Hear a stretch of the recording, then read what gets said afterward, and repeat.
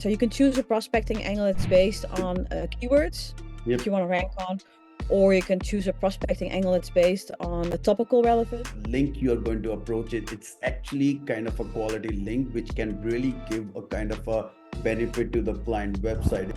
When I tell you how I build the links, that's exactly how I'm building the links, basically. Understand their needs and then prepare a tailored solution for them. So if you want to have a link to a gambling target page, it's $500. Like link building is pretty saturated at the moment. I was checking your website other day and got pretty impressed. Like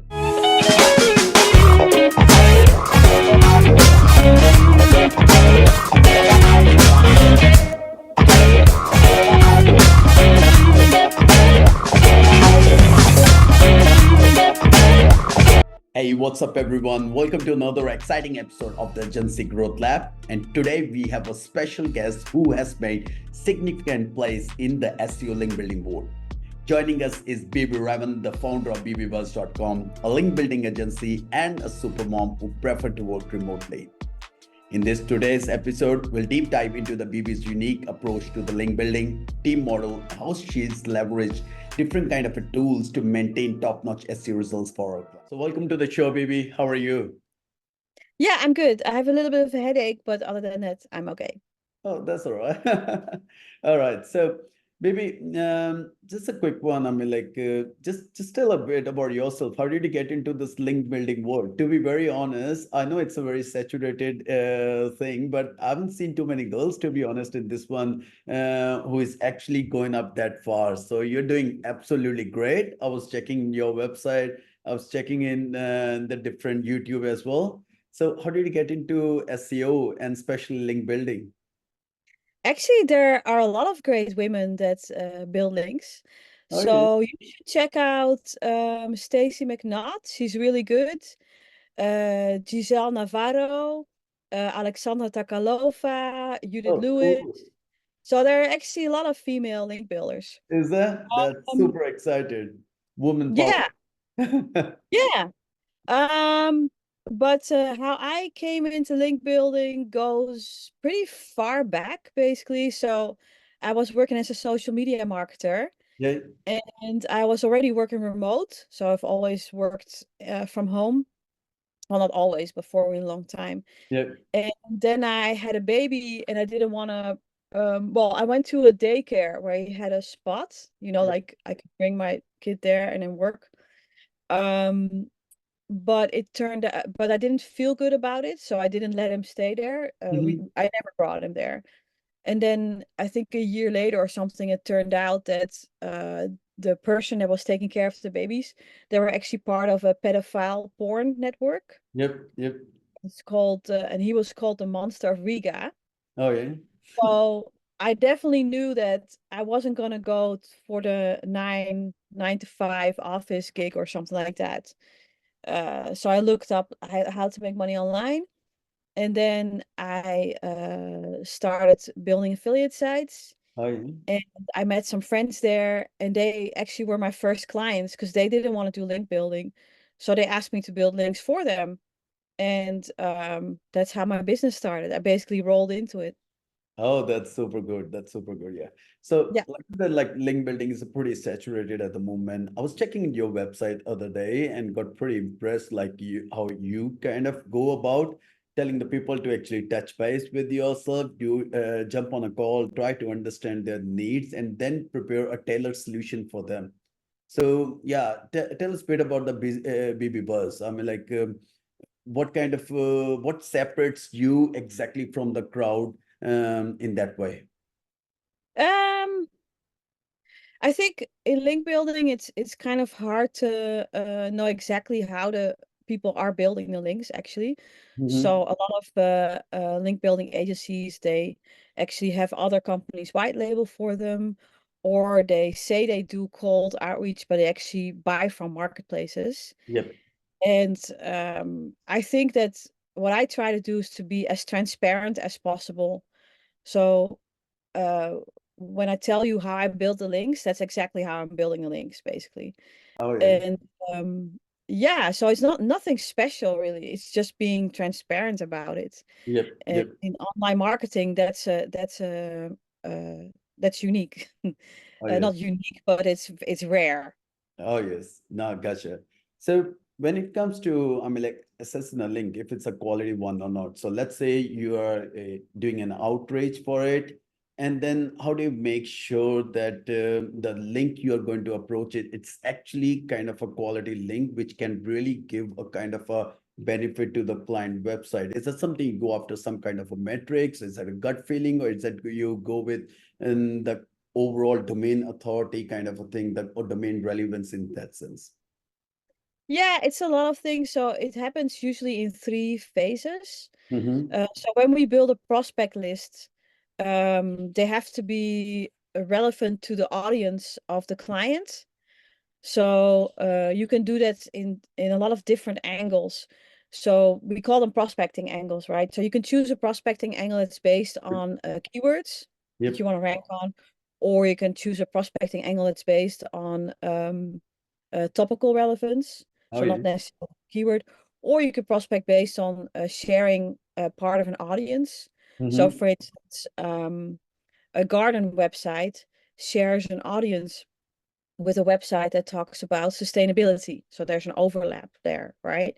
Yep. Um, and then once you've picked those prospecting angles, you start prospecting, and then we usually do a really big, rough first filter on the metrics, and that's not to because we believe that much in the metrics because they're always third-party metrics. You can't Oh, really yeah. trust them that much, right?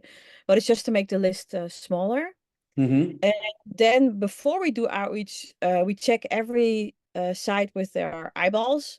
And once you've looked at thousands and thousands of sites, it's really easy to identify the link sellers or the link farms, right?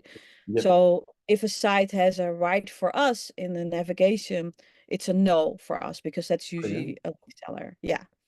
Um, but that's just the eyeball test basically. And then you also think about the prospecting angle that you've chosen and if that site meets the prospecting angle. So that's more of a relevance Yep. question. Then we do the outreach.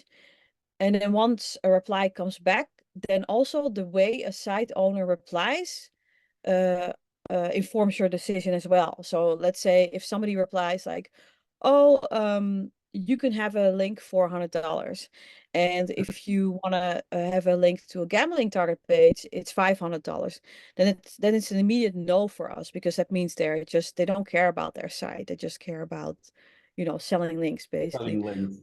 Yeah, or somebody replies, "Oh, I have 20 other sites that you can get a link from." That's a no as well, because again, it's a link seller. Yep. But if somebody replies back and they actually are interested in the content they actually reply as an editor or a real business owner, that's a really good green flag for us. Mm. Um, so once the reply comes back, we look at the reply itself, and then we dig deeper into the site. So then we look at how is their traffic flow going, where are they linking out to, and is there a way to give them content or place the link somewhere that really makes sense. So all the links need to make sense, and it doesn't mean make sense necessarily for us, but for the audiences. So Yep. a link needs to make sense for the audience of the prospect and the audience of our client. So those are all the quality checks. Oh, yeah. That's actually quite a lot of work, to be honest. Is there Yeah, it's something a lot you of work. guys use some kind of a tool to manage all this, or is that all inside the Yeah. Google Sheets, or what's going on? So I've been using Pitchbox for a really, really Okay. long time.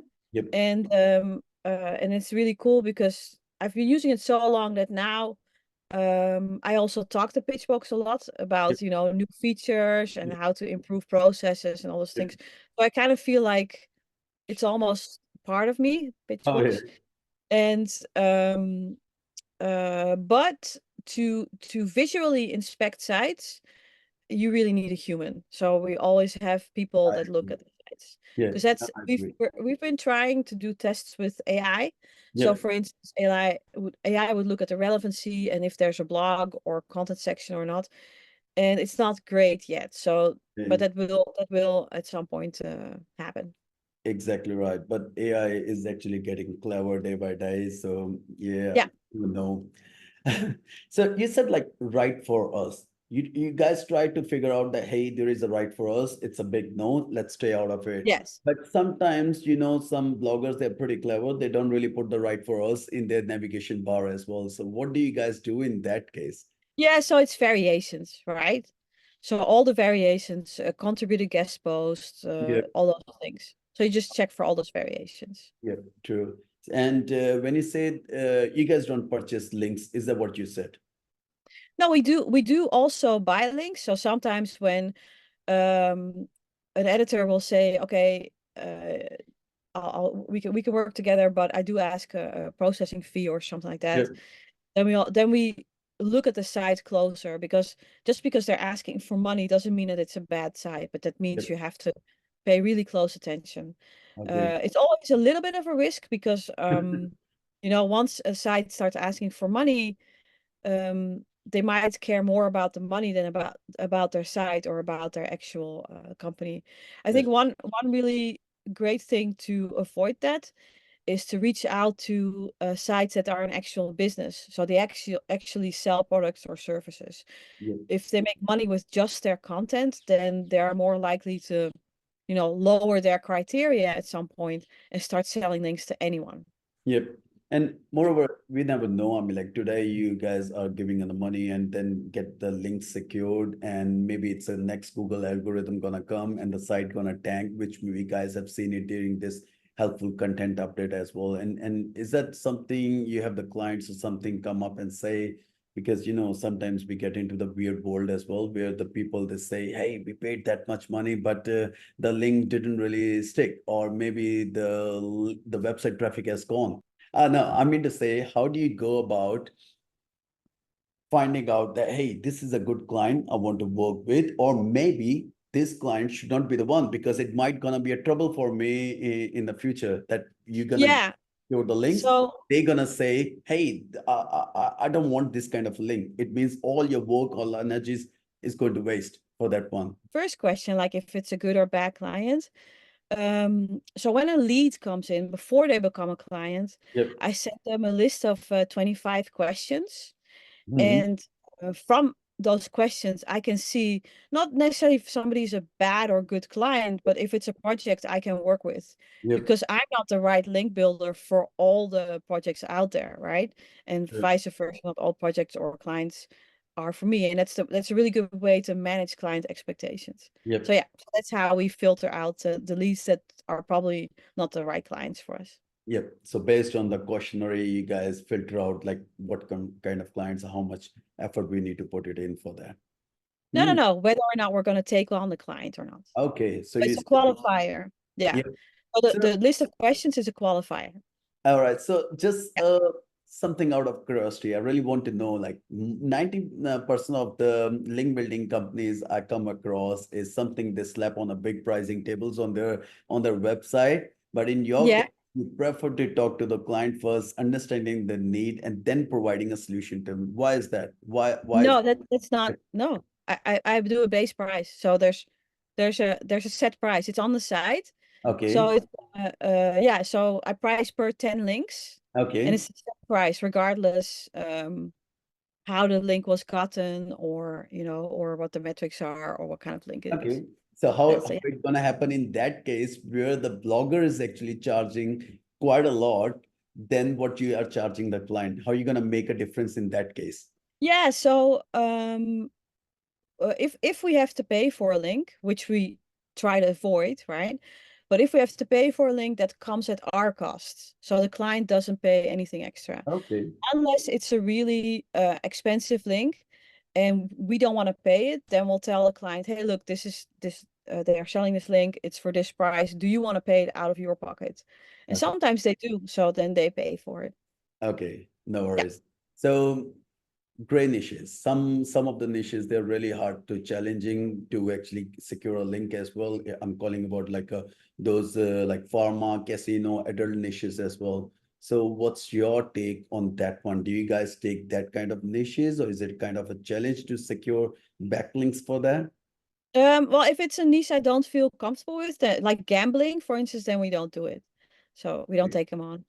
Okay, no, that's pretty honest answer. Yeah. So, so Another one is a lot of time it might gonna happen. That happens with us as well. Like the client, Yeah. they do not have any idea at all that what type of anchor text or what kind of even link they want to go after. Because there is a lot of fancy terms being given in the industry, like niche edits, like link insertions, guest posts, arrows, and all that. So how do you go about? Do you guys have a process in place where you go and find out the proper link type, or even the anchor text? Because anchor text is one of a thing, especially when we are talking with the B2B businesses, they don't even have an idea sometimes about the right kind of anchor text to be used over there. Is that something you guys take them on a call or help them out with the anchor text strategy as well? Yeah, so when we do the 25 questions, right? We Mm, learn a lot about the client, and we also learn a lot about um, if they already have a really set idea of what kind of links they want and how they want the links to be placed, or if they're still kind of exploring the different options.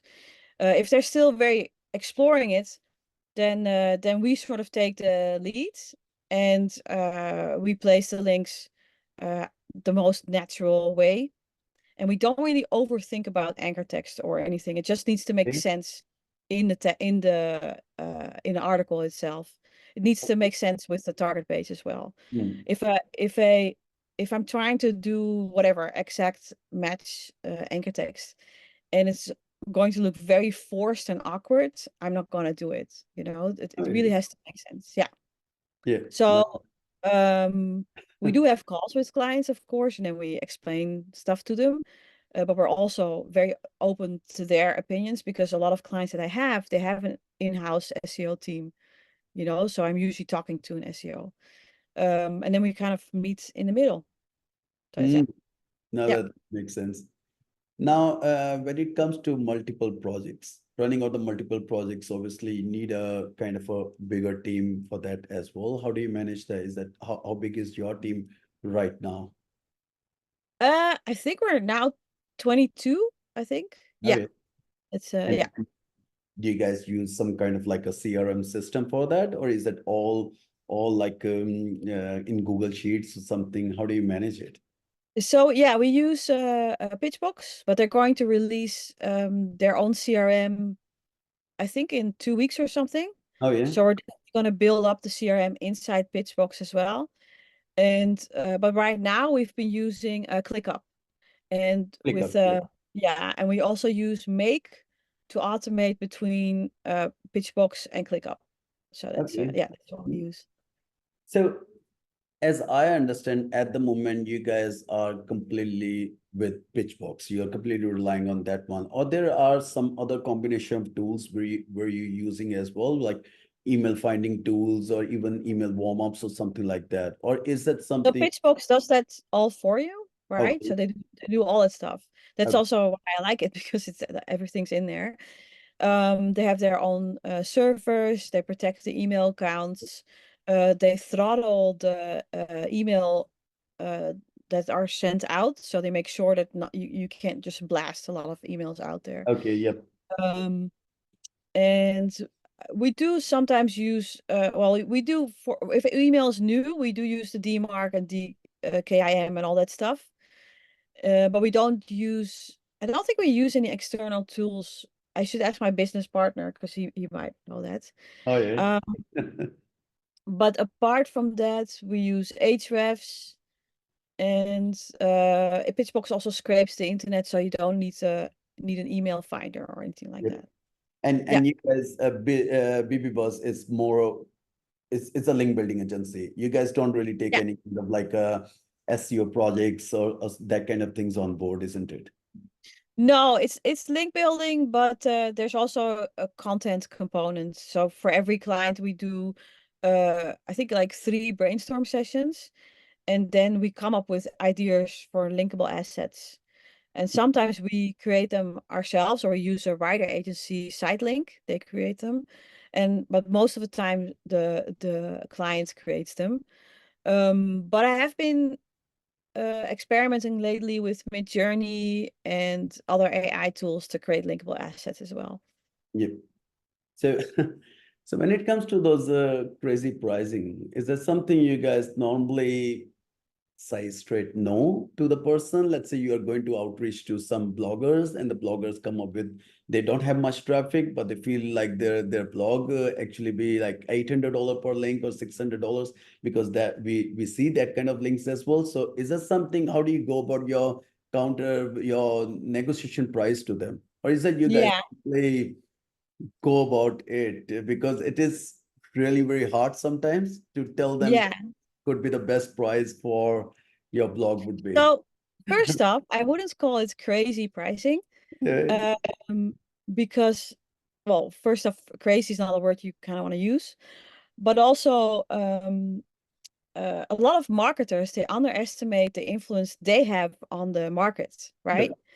So, for instance, when mommy bloggers were asking for a lot of money, I went to a mommy blogger group and I asked them, why do you hate link builders? You know, because link builders were complaining about mommy bloggers. oh yeah, And then a mommy blogger said, well, look, um, first off, they start really nice, but then they become really rude. Then they offer an article that's really badly written. So it takes me 4 hours to edit it and fix it, right? And then I post it, and then you never hear from those people again. Um, so they started saying they started asking for high prices because they just wanted them to fuck off. They wanted the link builders to just, it was kind of like fuck off money. yep, What happened then is that link builders actually started paying those high prices, especially gambling and pharmacy and all those sure, gray niche, yep, which set the market price already at a point where it wasn't really in relation to the quality of the site, right?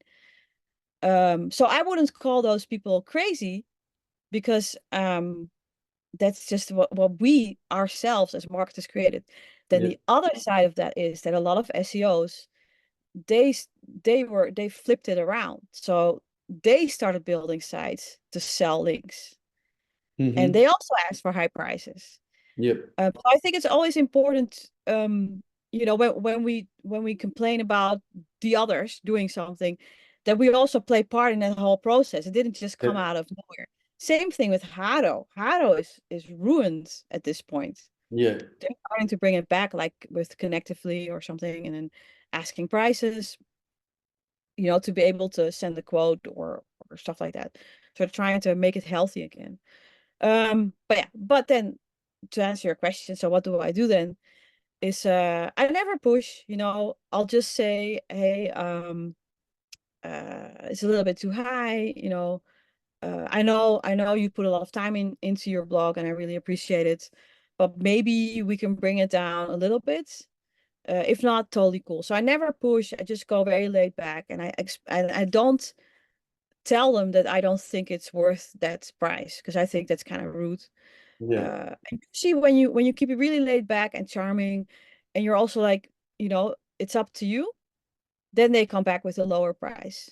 It's yep, all about human interaction. I think listening and empathy are two values or two skills that people should really work on if they want to become better link builders. yeah. No, very true about it. And just a very final question, I would say, why did you prefer link building over the client SEO? Was there any I particular just rolled reason into for that? it. Oh yeah, I rolled into it, right? So I had the business before I knew I wanted the business.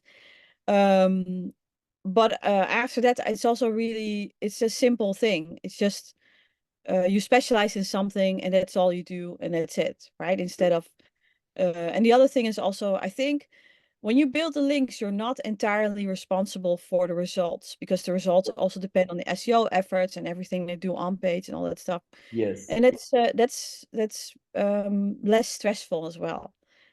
But maybe Yeah. is that ever happened? Because I really want to know that the client is coming back to you and saying that your links are not really working for them. They paid you a good one, and then you went back, checked their website, and you can literally see their on page is literally pathetic. I mean, like they haven't done the proper on page on that one. And I always say to my partner, I said like, no, Before the client or the prospect? for the clients, Oh for yeah, yeah. clients, yeah, that they are coming in because every second person watching couple of videos on YouTube, they feel it themselves like a SEO pro. They might be coming to you, order the links, but they might haven't fixed up the on page properly. Have you ever come across that kind of scenario as well? Yeah, yeah, and also sometimes clients are, they're dissatisfied. It does happen, And again, uh, it's up to them. It's their responsibility, Yeah. and sometimes they have everything in order, right? And still the links don't have an effect. That can happen as well. Yes, yes, This yes. happens. And if a person wants to continue with me, I want them to be 100% feel comfortable with it. Yep. So if they don't want to continue because they really feel like it's not having an effect or whatever, then it's okay. Um, what I do really appreciate is when a client is very open to um, having me kind of give my feedback on other things as well. So not Yeah. just the links, but also maybe the UX or how the writing is or what kind of content they have. And I like that because it does really if they take those suggestions on board, it does really help with the link building itself as well.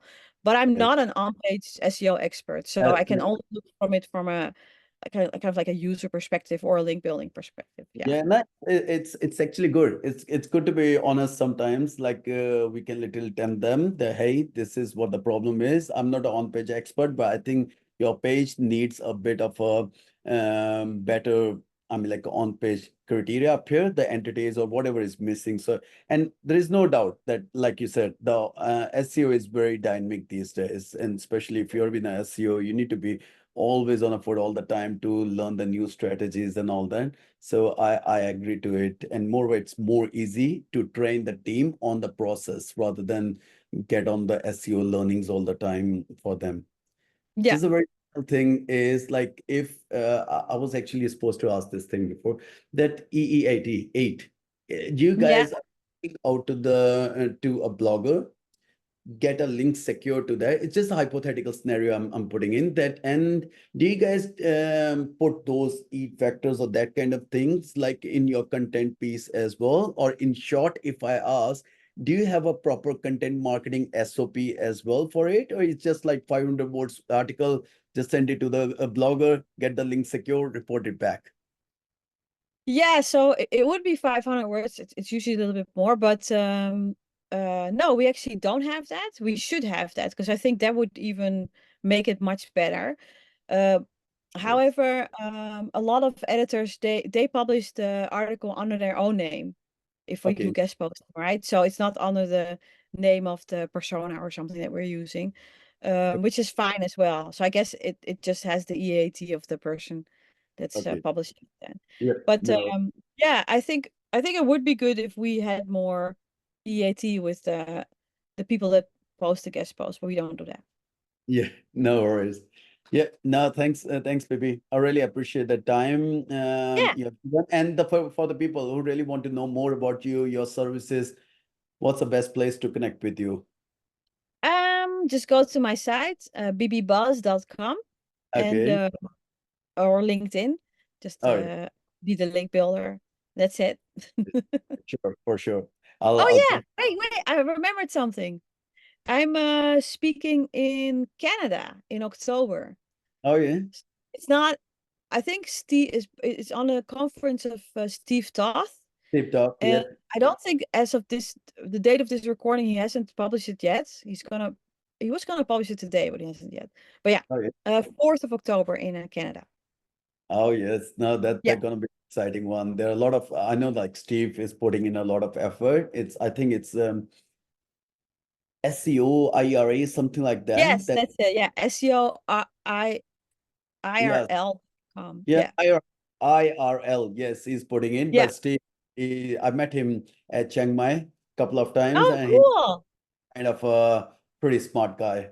He's actually Yeah, very he's awesome. He's really taking good. notes